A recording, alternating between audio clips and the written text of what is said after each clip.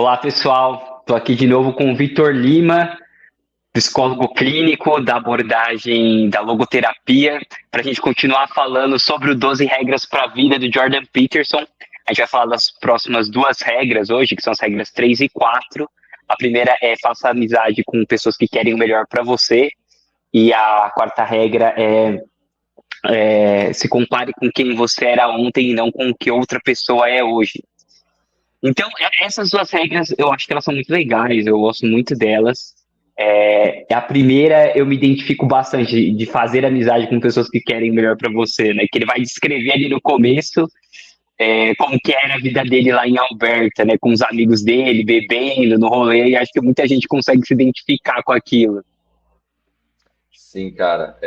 Primeiramente, agradeço o convite mais uma vez por estar aqui. É sempre uma honra estar compartilhando, falando sobre o Mister Jordan Peterson, que é uma grande influência para a gente.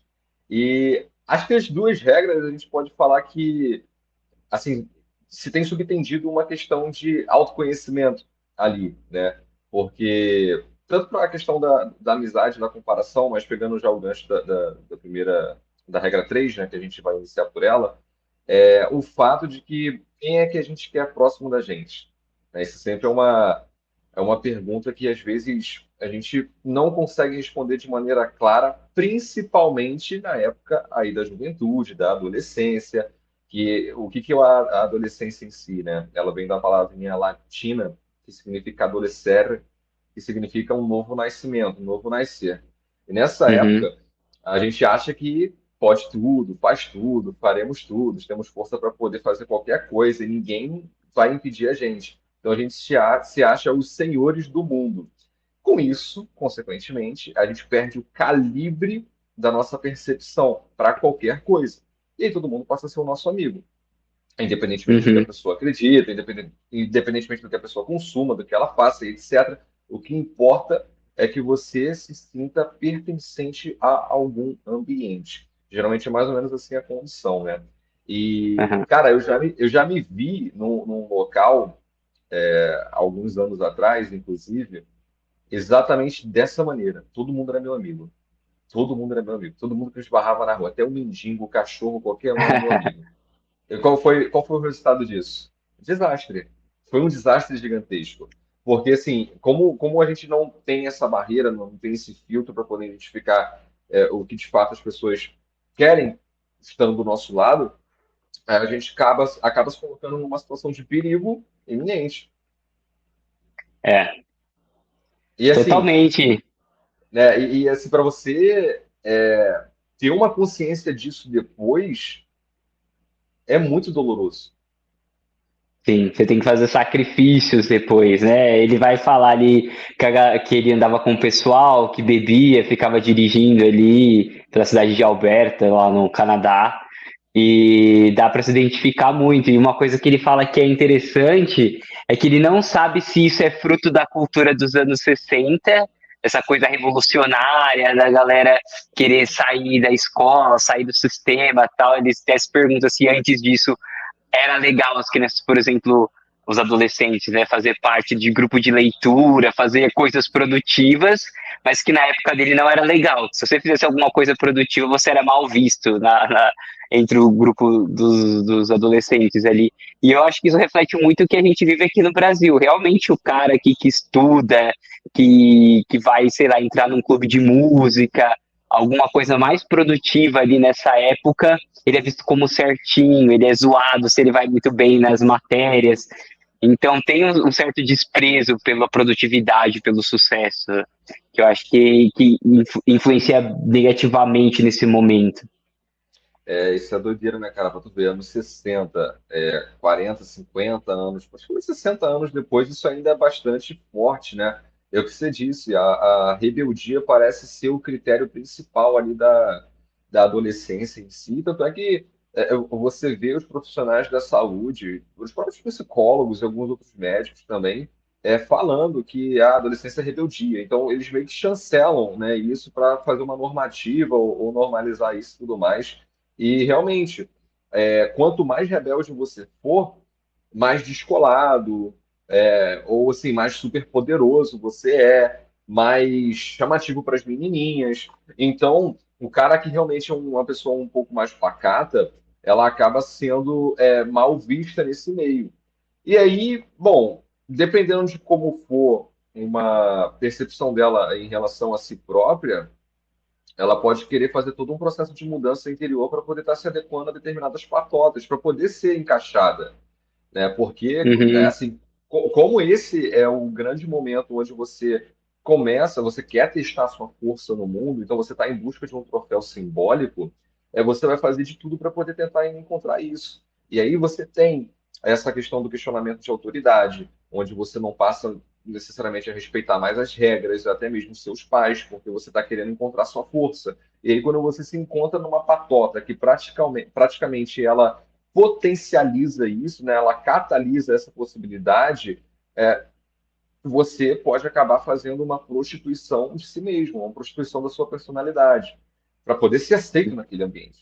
Só que aí tem a questão da fundação, né? Onde que essa patota está sendo fundada? Não me parece algo uhum, concreto, sim ensina areia. Né?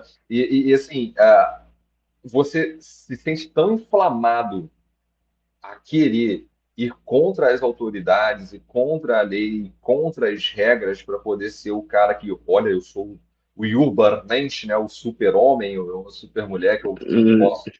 Né? Assim, você, cara, se vê fora de si. Né? Assim, isso foi o que eu percebi na minha época. Eu me vi fora de mim mesmo. Eu me vi compactuando com coisas das quais eu discordo veementemente, mas eu estava ali porque os meus amigos estavam ali. Né? Eu estava defendendo coisas que são completamente contrárias ao que eu acredito, porque os meus amigos estavam ali.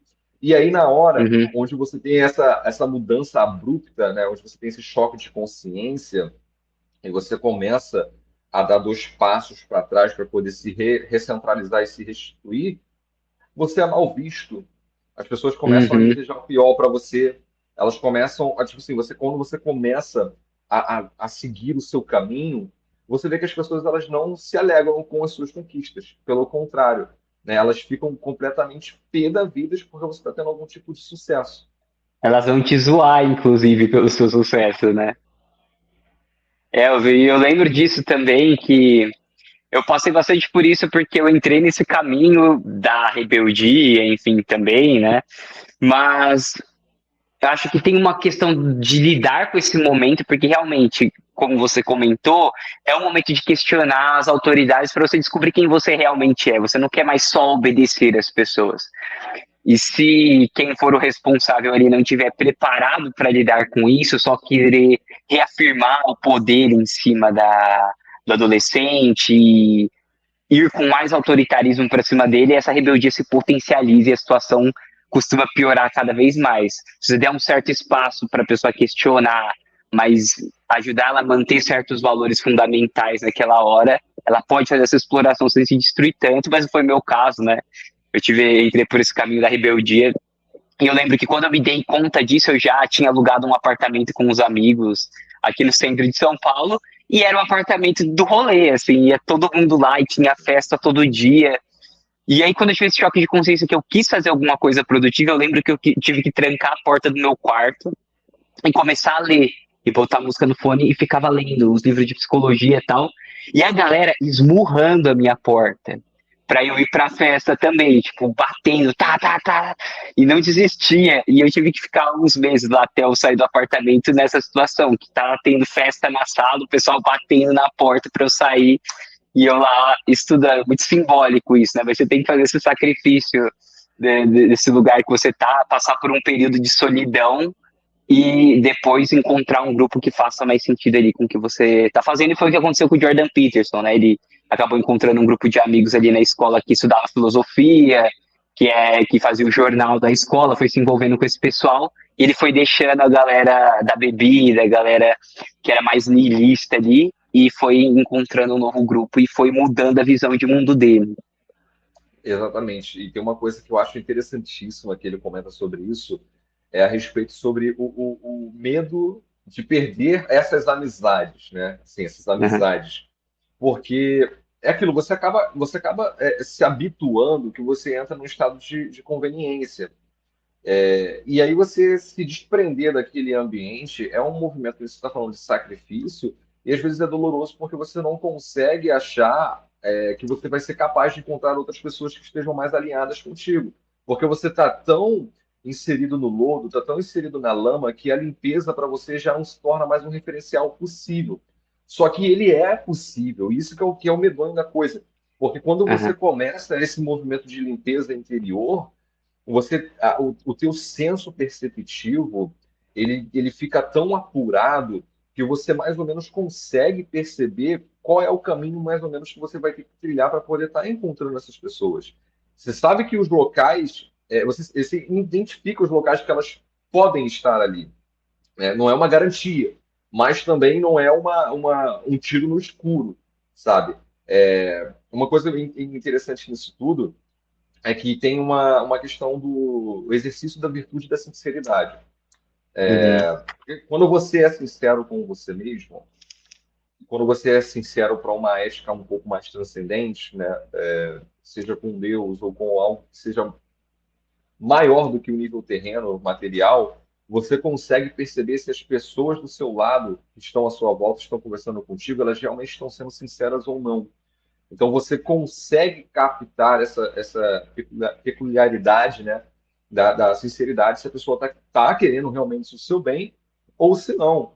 E o que é o ciclo da amizade? O que é a amizade em si? Né? Eu vou até trazer o C.S. Lewis para cá. É o que ele uhum, fala do amor-filia. Né? O que é a imagem do amor-filia? Filia é amizade em grego.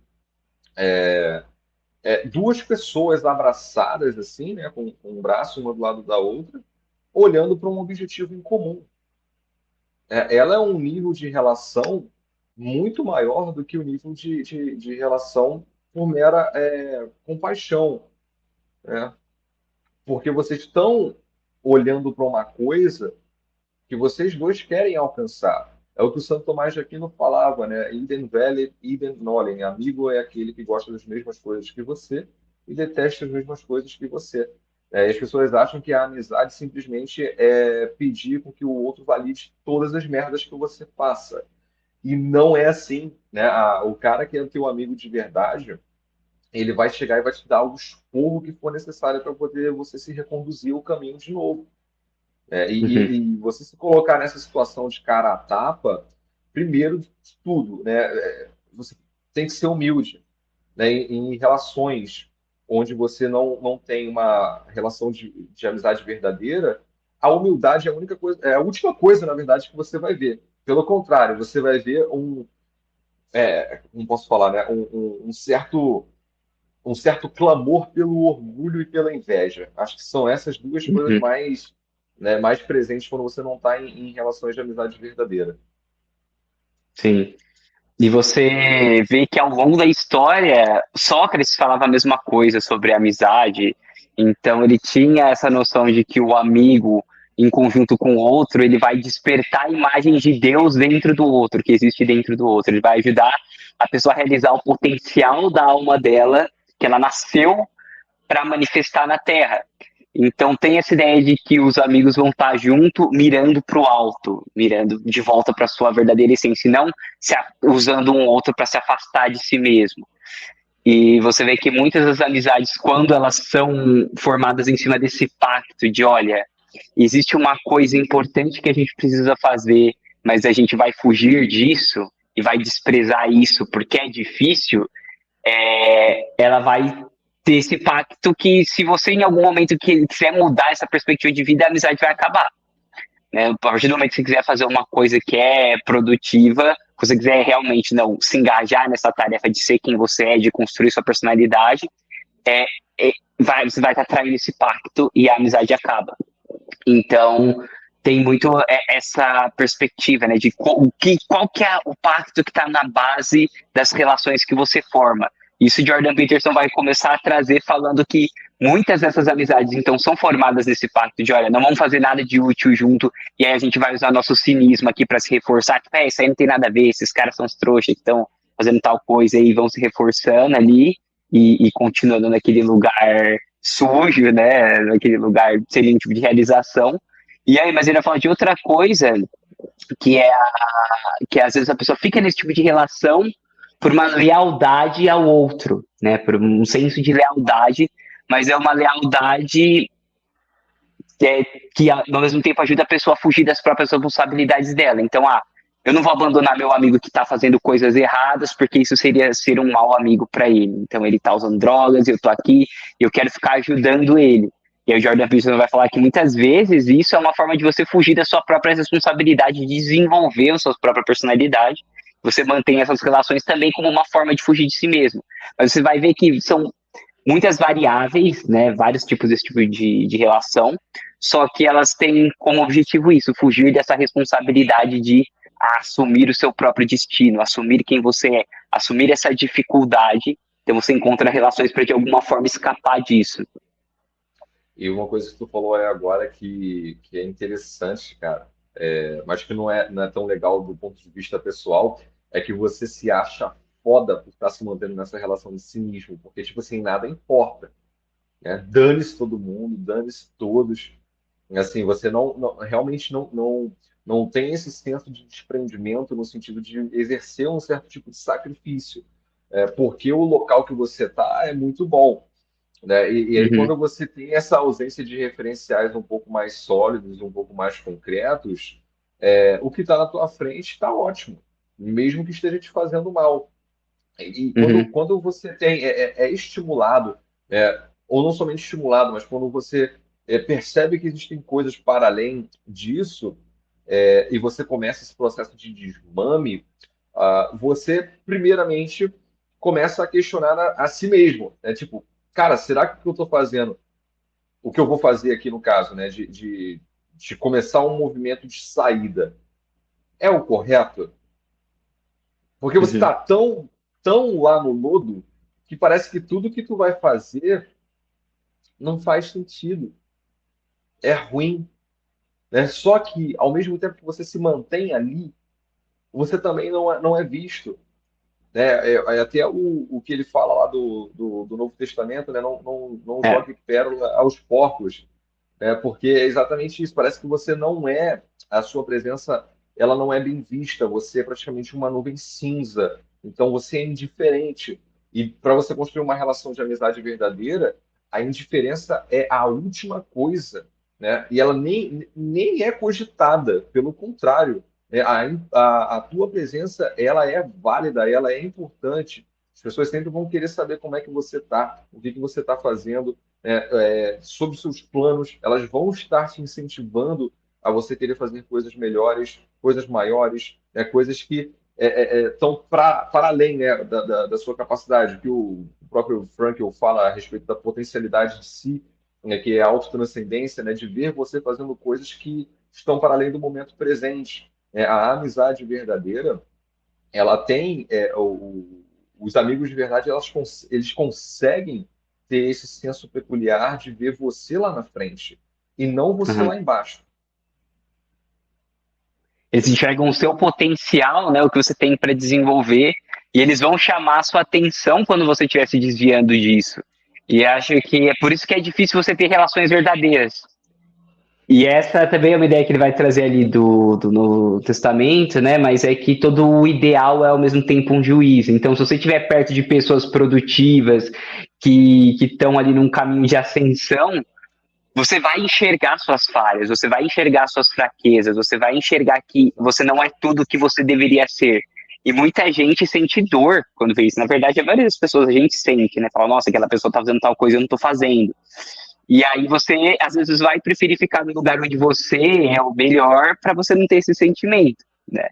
Então, eu falo que você escolher estar perto de um ideal é uma coisa que machuca, mas ao mesmo tempo vai te fazer crescer. Você tem que estar disposto.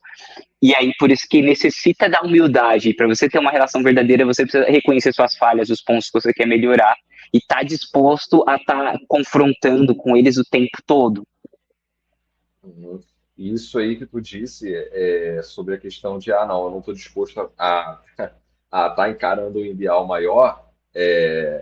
nada mais é do que a pessoa que ela quer ser o palco, né? Quer ser o centro das atenções. E ela não aceita que nenhuma outra pessoa que esteja dentro do convívio dela seja melhor, né? Ela tem que estar dominando, ela tem que estar ali, de certa forma, montando em cima de alguém para poder dizer que ela é o referencial maior de todos, o que, na verdade, isso esconde é o orgulho, né? Que tudo que existe é aquilo que eu conheço e você que vai trazer alguma coisa de fora, isso não existe, enfim. E aí você fica praticamente nessa questão de saudosismo para com essa pessoa, porque ela acaba se tornando uma personalidade forte. E o próprio Viktor Frankl, quando ele vai falar sobre essa questão, ele traz muito o exemplo do totalitarismo, né? O totalitarismo no Uhum. sentido de que, na ausência de você saber quem você é, você procura referenciais que são mais despojados, né? Mais, nesse sentido da rebeldia mesmo, tem uma certa presença rebelde que te dá algum senso de poder ou né, faz você achar que você tem alguma coisa do tipo, e você acha que aquela pessoa ali é a mais incrível de todas, porque ela domina alguma coisa, né? E essas pessoas elas realmente têm um senso de domínio retórico, mas mais voltado para as questões nihilistas, cínicas, que existem. E por quê? Porque o conceito de beleza, de justiça e de bondade para elas não existe. Isso é retrógrado. O que importa não é você se sacrificar, é você mesmo, é o umbigocentrismo à torta e à direita. Então, assim, você não permite uma expansividade. O que essas falsas amizades querem? Elas querem, né, um autorreferencial. Uhum. Elas olham como se nada que fosse, não fosse um espelho ou que reforçasse a ideia de que elas já são, já tá tudo bem, elas não querem isso perto delas. Alguma coisa que aponte para elas, olha, tem coisas que você precisa melhorar, tem coisas que você é insuficiente. Não, você tem que ter esse auto-reforçamento da sua imagem o tempo inteiro. Eu achei isso muito louco. Isso faz parte do espírito da nossa época, um pouco, essa coisa de você tá bem do jeito que você é, você tem que se aceitar do jeito que você é. Até que eu não sei se você chegou a ver, mas teve um remake do Pinóquio recente. E é muito interessante, cara, porque na história original, o que acontece pro Pinóquio virar um ser humano de verdade? Ele tem que subir lá no topo da montanha, ele virou um animal, porque ele entrou nos vícios lá, começou a beber e fumar, então ele vai virando um burro.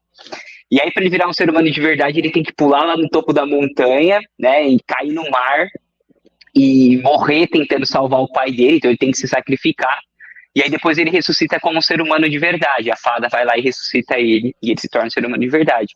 No remake, eles tiraram essa parte. Então o que o Pinóquio faz? Ele vai, salva o pai dele, mas quem morre é o pai. Quem tá ali meio afogado é o pai, depois o pai levanta, e aí o Pinóquio não se transforma no ser humano, porque o pai dele fala, não, você tá bom do jeito que você é, e eles vão embora, e o negócio acaba. É impressionante, assim, eu fiquei chocado, falei, cara, nada melhor para representar o espírito da nossa época. Sim, é incrível, né? Como, assim, esse senso de sacrifício, por exemplo, está sendo perdido.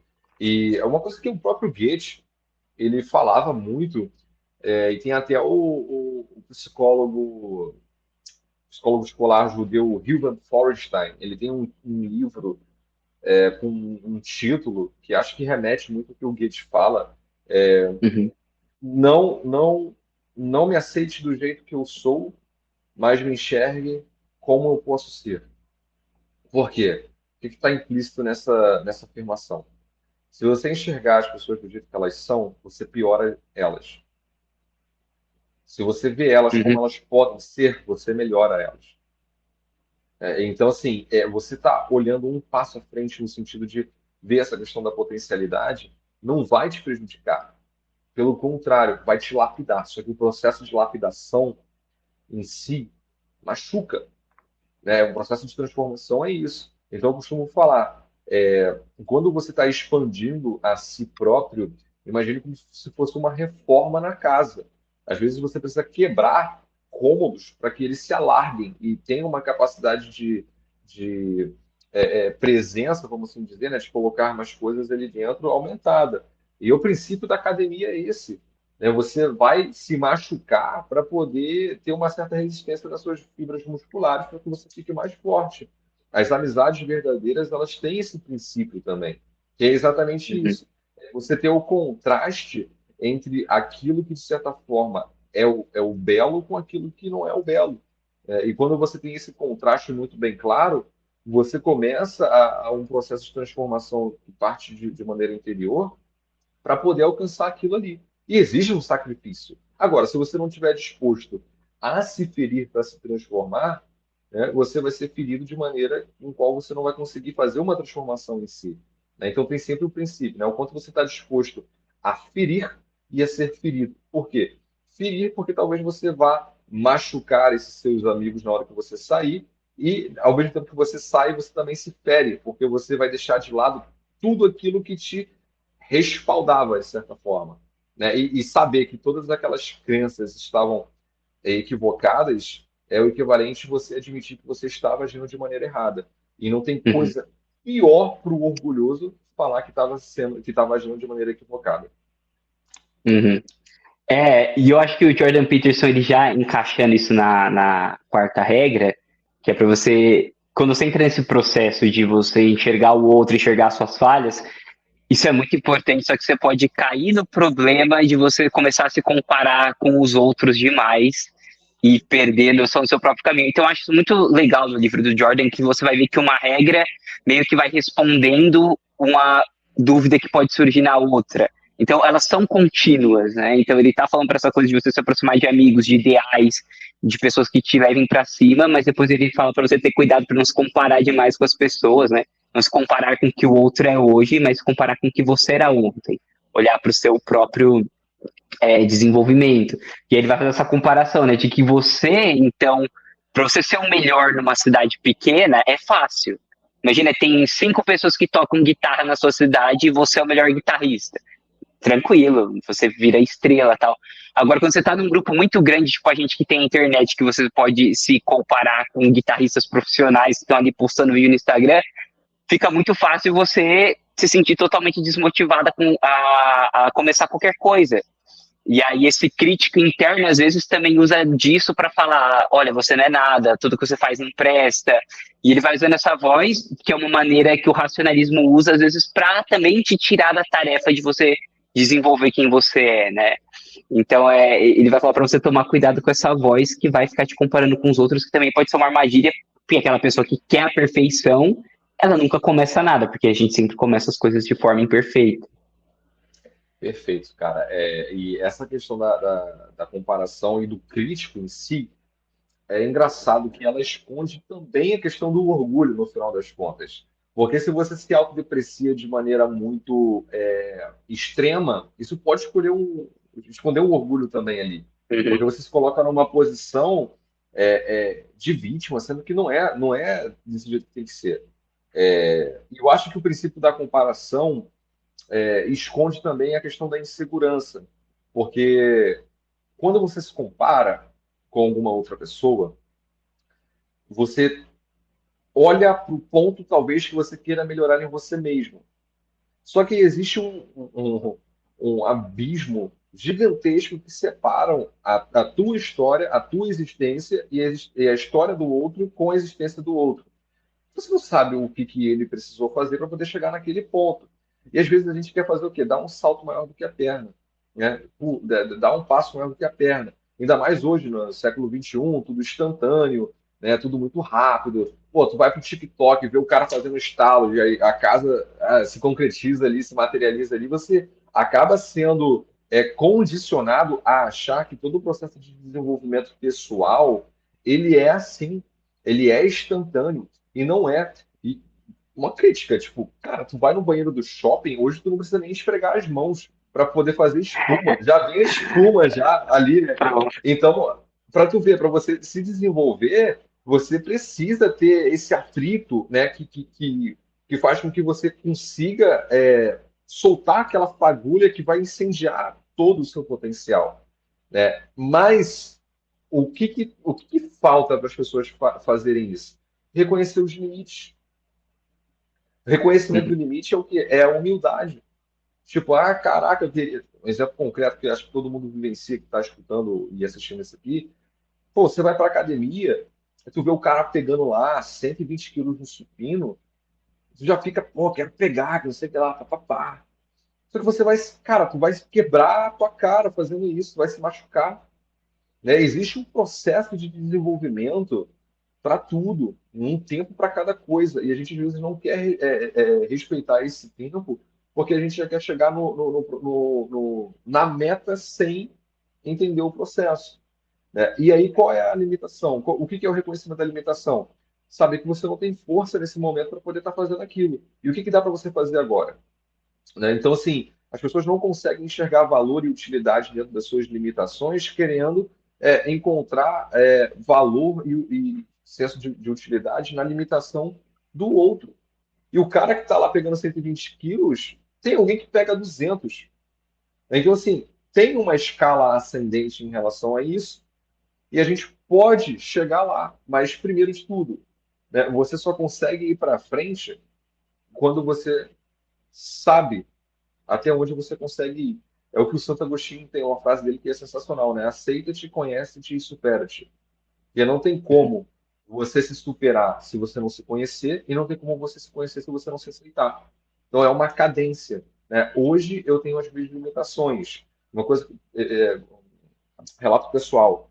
Pô, eu me depreciava, eu me autocriticava, porque quando eu estava na faculdade, eu não conseguia chegar em casa cansado, chegava às 11, 20 da noite, tinha que acordar às 5 da manhã para ir para o trabalho. Eu não conseguia estudar, ficava muito cansado, e ficava pé da vida comigo. Só que eu não aguentava.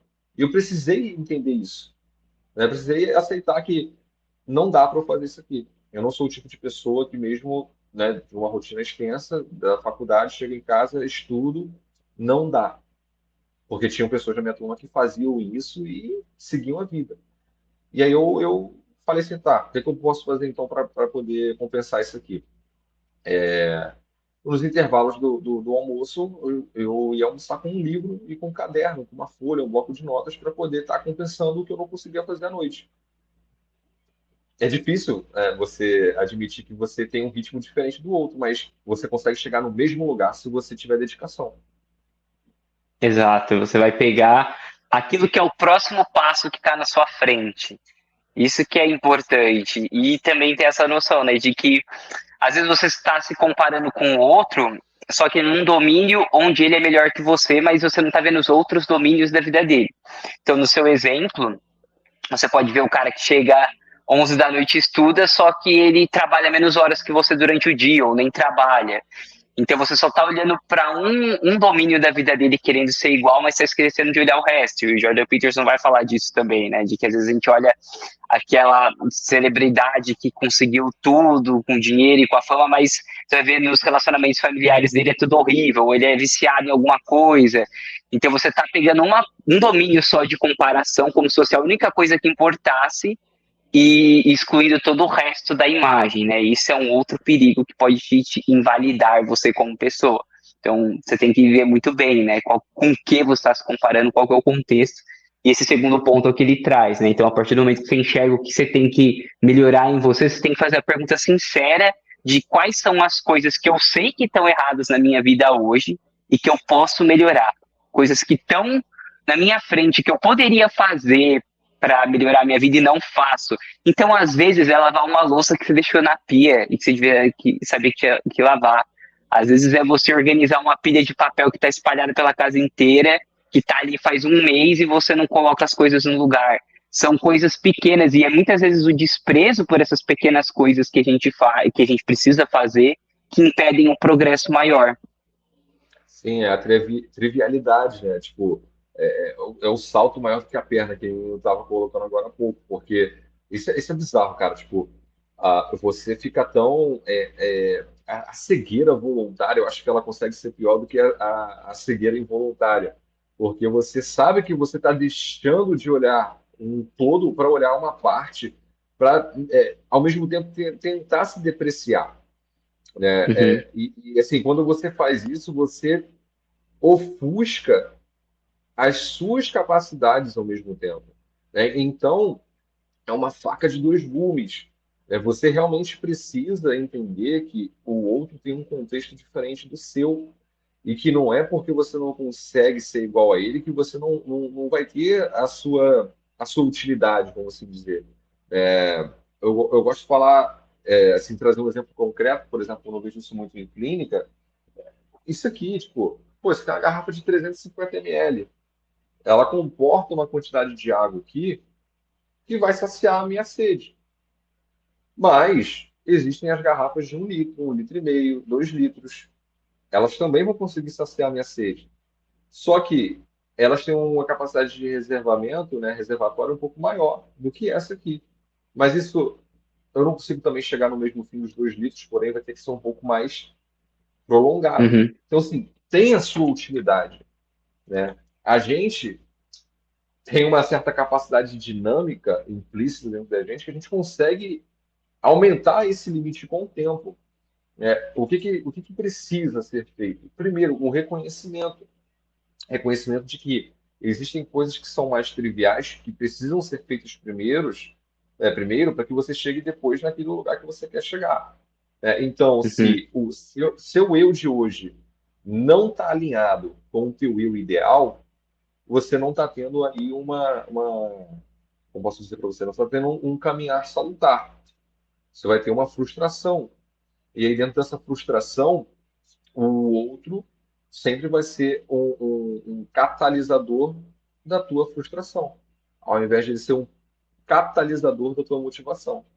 Então, assim, uhum. o outro acaba sendo. Ele tem também esse princípio da faca de dois gumes. Mas tudo depende da maneira como você enxerga. E se enxerga também. Isso é uma coisa que é incrível.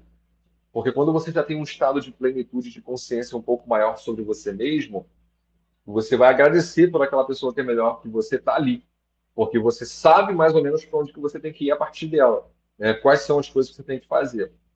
E quando você não tem esse autoconhecimento mais apurado de si mesmo, o peso da presença do outro é para você uma pedra no sapato, é um estorvo, é um problema. Isso é muito bizarro, Uhum. né? Esse dinamismo é muito louco. É, e ele vai falar muito dessa forma de ver o mundo que muitas vezes esse é o problema principal. A forma como você olha para as coisas, porque influencia o mundo que você vê. E que às vezes você precisa sacrificar aquilo que você está valorizando na sua visão de mundo para você enxergar as coisas de uma forma mais ampla. Então, se você está enxergando dessa forma, de que você olha para o outro e fica desejando o que ele tem, e fica com inveja e não consegue enxergar aquilo como uma indicação de tem algo que eu preciso melhorar, essa visão de mundo é o que está te prendendo. Então, você tem que sacrificar aquilo que você é, a sua forma de ver o mundo, para você enxergar ele de uma forma mais ampla. E ele vai falar bastante disso, é que a gente não tem como se mover se a gente primeiro não saber direcionar o nosso olhar de uma forma adequada para o mundo, a gente saber valorizar alguma coisa e se mover naquela direção. Porque sempre que você se move para algum lugar, você parte do ponto de que, olha, lá tem uma coisa que eu preciso que aqui não tem, por isso você se move. Então você sempre vai ter uma hierarquia de valores. Só que se essa hierarquia de valores está distorcida, ela não está te levando para onde você quer ir, você tem que dar uma reorganizada nela, tentar entender, peraí, o que está no topo da minha hierarquia de valores que eu estou aqui travado, não consigo chegar onde eu quero chegar. E aí você tem que fazer uma reorganização e ele vai dar isso como exemplo, né? O Novo Testamento também, você buscar primeiro o reino dos céus e aí depois você lidar com os maus de cada dia. Então você primeiro tem que estar com o olho na direção certa, né, no maior bem possível, que ele vai falar que é melhorar a sua própria vida e as dos outros ao seu redor, fazer as coisas melhores para você não só hoje, mas ao longo do tempo e para as pessoas ao seu redor. Então esse é o objetivo principal. E aí você aprender a lidar com isso no dia a dia. O que, que eu posso fazer hoje para chegar nesse lugar? Então você tem que ter esse ideal mais alto, mas você tem que ter ou também a visão do que você precisa fazer hoje para chegar naquele lugar um dia. É o princípio de sair de si mesmo, né? Porque se você faz uma coisa muito autocentrada, você corre o risco de estar te prejudicando. E isso linka muito com o que a gente estava falando agora na regra 3 sobre o princípio do umbigocentrismo. Porque quando a gente tem uma ação que ela implica diretamente em algo exterior a gente, esse é um propósito muito mais honroso e salutar do que necessariamente em você, né? Porque ao mesmo tempo que você faz essa condução de si para fora, você também está se fortalecendo de maneira indireta, porque você está ajudando o outro, né?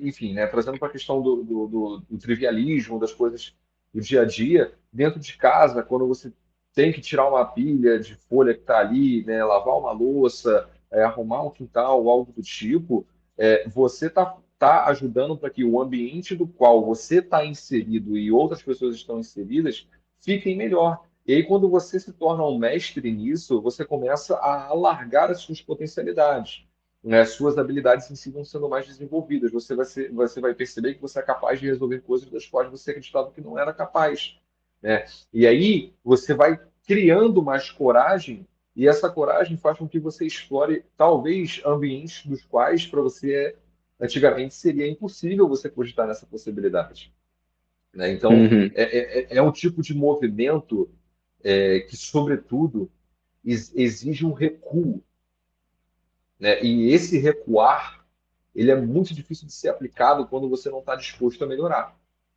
Uhum. E quando você faz esse recuo, você entende a sua limitação. Aí vem a questão do aceita-te. Bom, Uhum. entendi. É até aqui que eu consigo fazer. Conhece-te. Você conheceu. E o que eu posso fazer agora? Eu tenho isso, isso, isso e isso. E acho que dá para encaixar isso aqui. Supera-te. Né?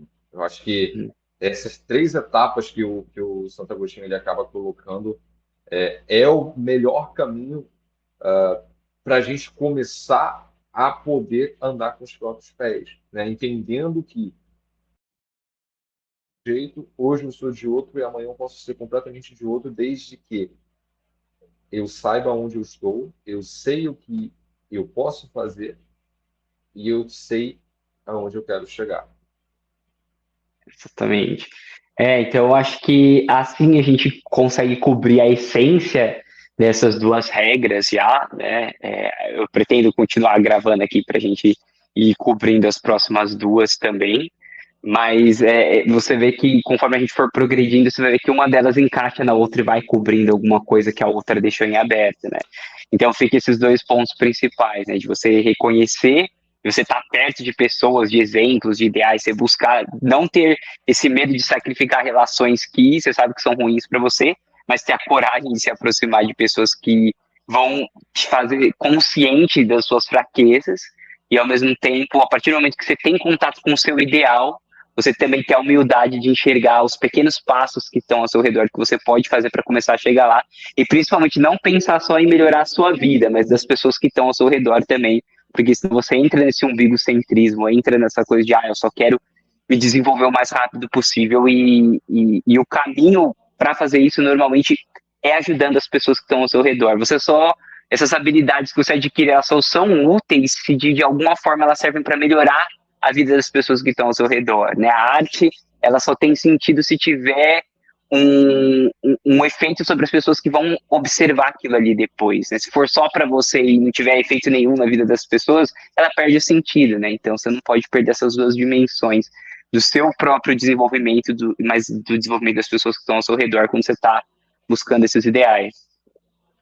Perfeito. Eu acho que é exatamente isso. Você vê uma certa ressonância, né? O ideal ele acaba sendo um impulsionamento, né? Um trampolim para você abraçar esse processo de lapidação de uma maneira onde você não enxerga e não sente a dor da lapidação, vamos assim dizer, né? Porque é um Uhum. processo de conflito, né? E o conflito por si só ele tira a sua paz, mas quando você está consciente dessas coisas, você consegue conservar a paz interior. E tem até uma frase que eu gosto muito em latim, que é isso, né? Se vis pacem para bellum, se você quer Uhum. paz, esteja preparado para a guerra. O processo de autolapidação é exatamente isso. É você saber que você vai estar num conflito constante, mas que apesar disso tudo, você consegue se manter ali, ó, centralizado. Uhum. Vai ter um sentido. Tá ótimo então, Vitor. Legal. Então acho que é um lugar bom para a gente parar aqui Muito obrigado por se disponibilizar aí para a gente conversar e com certeza a gente vai gravar os próximos. Show. Obrigado pelo convite. Agradeço aí pela disponibilidade de tempo para compartilhar um pouquinho do que a gente gosta tanto do Peterson, né, que é um grande pensador que influencia tanta gente e que é a nossa inspiração positiva, né, para a gente fazer o que a gente tanto gosta, tanto ama. E é isso, pessoal. Uhum. Obrigado aí. Espero que vocês gostem. Tá certo, gente. Eu vou deixar aqui os links na descrição do vídeo ou do podcast para quem for ouvir no Spotify. Vou deixar aqui na descrição para quem quiser seguir lá o Vitor nas redes sociais dele, que ele também produz conteúdos voltados para logoterapia, para as ideias do Jordan Peterson, enfim, psicologia no geral. Então, quem quiser seguir é só entrar aqui na descrição. Obrigado pela atenção de vocês e até o próximo vídeo.